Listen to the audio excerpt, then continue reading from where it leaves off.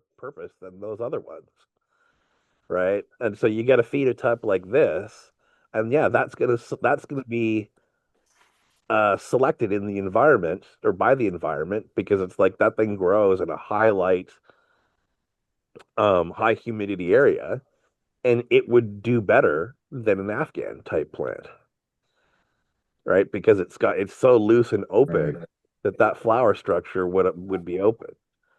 And Um, selection, natural selection is going to take over. And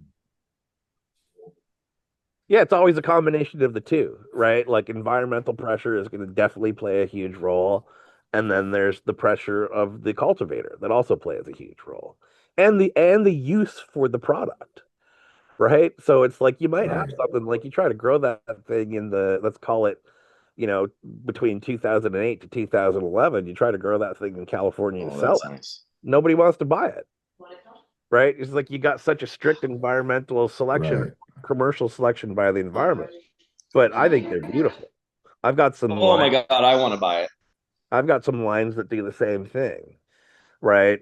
But you know, and Mark, you talk about like what's the purpose of, you asked what the purpose of the resin is or the trichomes.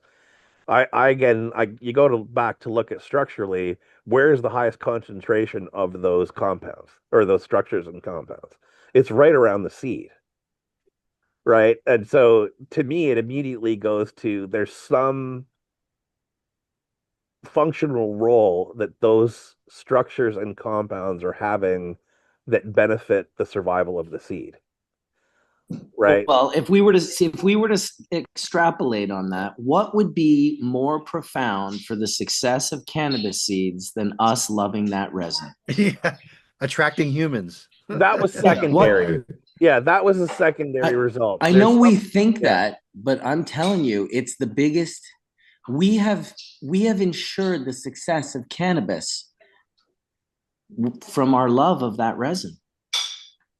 yeah, but that's a second, to me, that's a secondary trait. Yeah, it evolved first, and then we, co-evolved.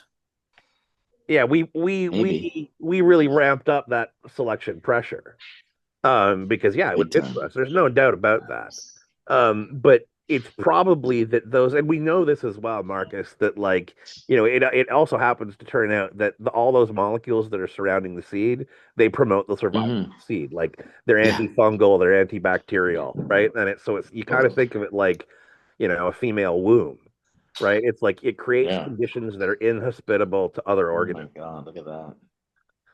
So, I and just think and that's so and pretty. it is pretty, but it's just one end of the spectrum, right? And it's Yeah. one My example favorite where end.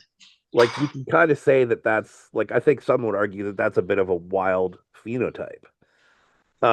It's not a modern phenotype because the modern farmers are selecting towards yield and they're selecting towards density because the market demands all that stuff. But in reality, this also has its appeal, right? Oh And my its God, does use. it ever? So, are these terpenoline dominant plants? Some of them. I don't think so.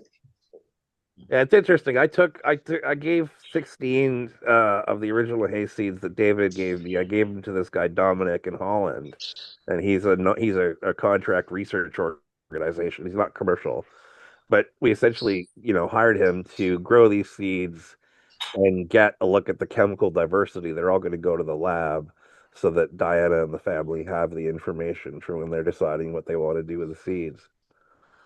So, but haze is Some an of them interesting are one because, terpinolene dominant. sorry. A lot of it's like they're terpinolene dominant, and you can't tell at first because of I hate that echo, because of the other terpenes. Once those volatile terpenes evaporate, you taste more of the terpinolene in it. Yeah, well, I've also figured out not through breeding, but through testing.